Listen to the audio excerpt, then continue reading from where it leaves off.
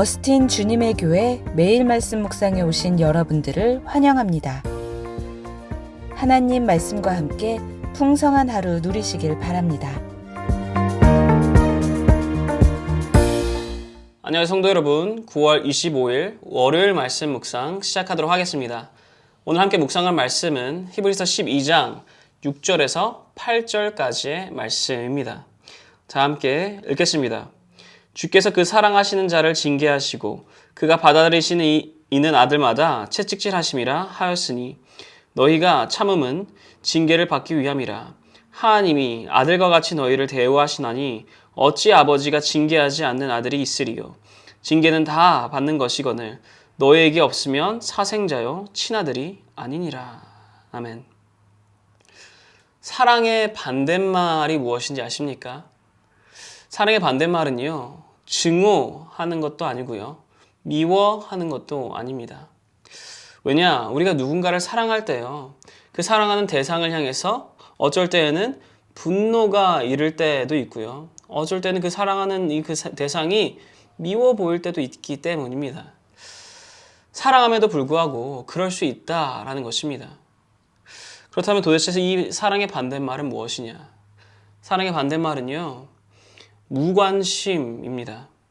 관심이 가지 않으면요, 분노하지도 않고요, 미워하지도 않고요, 싫어하지도 않고요, 아니 사랑하지도 않습니다.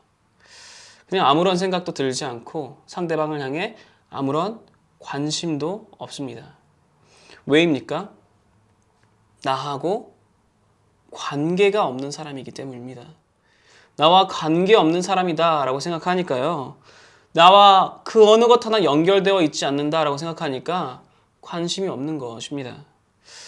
그렇다면 그 반대로 사랑하면 어떻게 됩니까? 사랑하고 관심이 가면 어떻게 됩니까? 그 상대방을 향해서 그 상대방이 잘 되기를 바랍니다. 잘 살기를 바랍니다. 그 대상이 올바른 길로 가고 있다면요, 더욱더 격려하고 응원하고 위로합니다. 그것이 사랑입니다.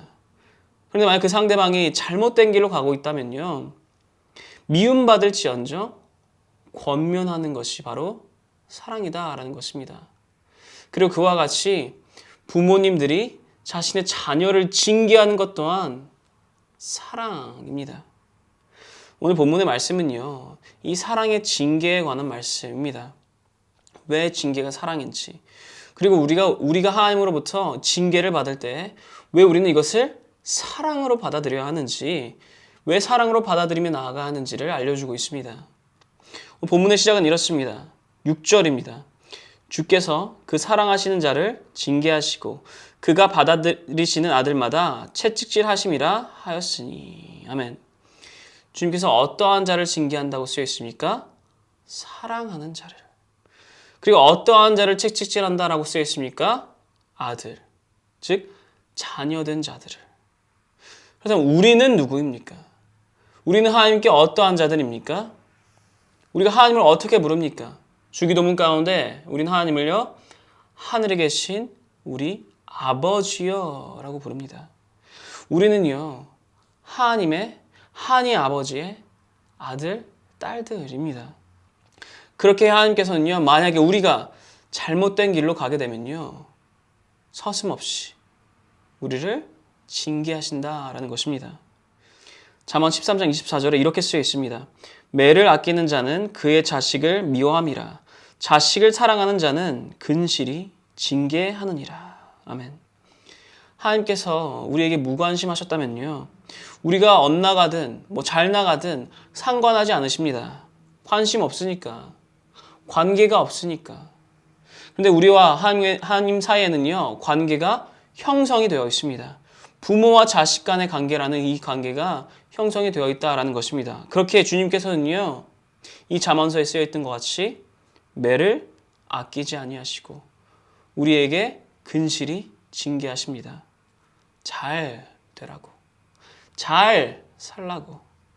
그리고 그렇게 우리에게 징계하실 때는요, 우리는 그 징계를, 하나님께서 우리에게 내리신 그 징계를요, 가벼이 봐서는 안 됩니다. 또 혼내시나 보다.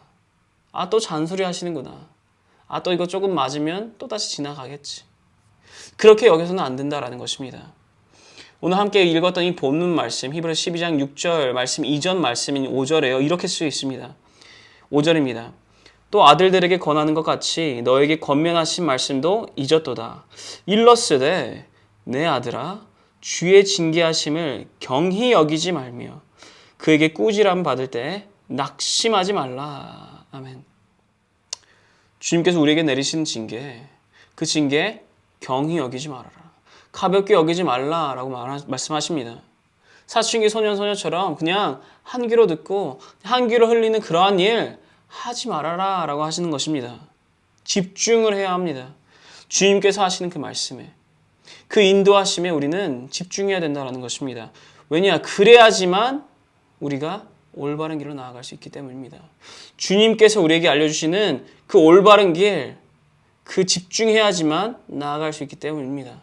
생명의 길, 그래야지만 나아갈 수 있기 때문입니다. 그리고 어찌 보면요, 주님께서 우리를 징계하실 때 우리는요, 낙심하는 것이 아니라 기뻐하여야 합니다. 왜냐?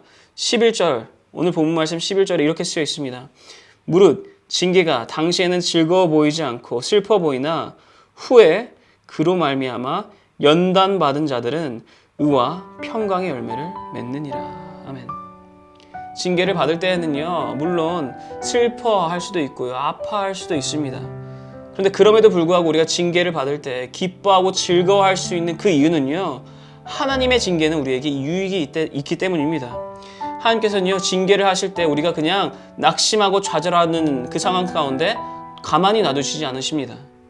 하나님의 징계는요, 우리로 하여금 성장하도록 인도하십니다. 우리를 성숙해 하신다라는 것입니다. 왜냐? 징계로 인하여 우리가 훈련되기 때문입니다. 두 가지의 훈련입니다. 첫 번째는요, 분별력의 훈련입니다. 이 훈련을 통하여 우리는요, 의로운 길을 가는 것, 의로운 열매를 맺는 방법을 알게 된다라는 것입니다. 두 번째는요, 평안의 훈련입니다. 어떠한 상황에 놓일지라도 평안할 수 있는, 평강의 열매를 맺을 수 있는 훈련이 된다라는 것입니다.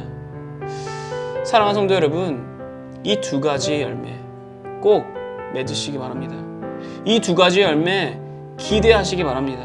하나님의 사랑의 징계가 우리에게 임할 때 우리가 이 징계를 통해서 얻게 될 그 의의 열매, 평강의 열매를 더욱더 기대하시기 바랍니다. 그리고 우리가 이 열매를 맺으며 성장할 때에요, 우리 안에는 주 안에서 더욱더 기쁨과 즐거움이 가득할 것입니다. 우리의 하늘의 아버지를 통해서 기쁨과 즐거움이 더욱더 가득한 하루하루가 되시는 모든 성도 여러분 되시기를 축원합니다. 기도하겠습니다. 하나님 아버지 감사드립니다. 주님께서 말씀하셨습니다.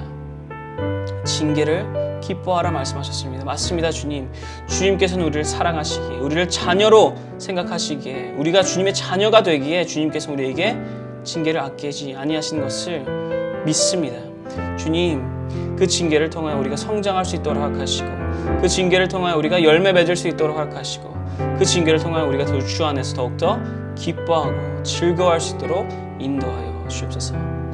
감사합니다. 주님, 살아계신 예수 그리스도 이름으로 기도드렸사옵나이다. 아멘. 월요일 기도 제목으로 다 함께 기도하기를 바랍니다. 첫 번째로 다 함께 기도하시면 하는 것은 하나님께서 허락하신 여러 가지 감사의 제목으로 가정, 교회, 생업, 학업, 건강 등 여러 가지 그 삶의 기회들에 관한 그 감사의 제목으로 기도하시길 바랍니다. 두 번째로 다 함께 기도하시면 하는 것은 한 주간 예수의 흔적이 있는 삶을 살 수 있도록 기도하시기 바랍니다. 내가 살고 있는 그 모든 삶의 터전에서 나의 말과 행위를 통해서 예수 그리스도가 드러날 수 있도록 기도하며 나아가시기 바랍니다. 세 번째로 다 함께 기도하시면 하는 것은 코람테오, 즉 하나님 앞에서의 삶을 이번 한 주 살 수 있도록 기도하시기 바랍니다. 마지막으로 다 함께 기도하시면 하는 것은요, 선교사님들을 위해서 기도하시기 바랍니다. 태국의 전은주 선교사님, 아프간의 임도마 선교사님, 브라질의 김창현 선교사님, 선교사님들의 이 사역과 그분들의 가정과 자녀를 위해서 기도해 주시기 바랍니다. 다 함께 기도하겠습니다.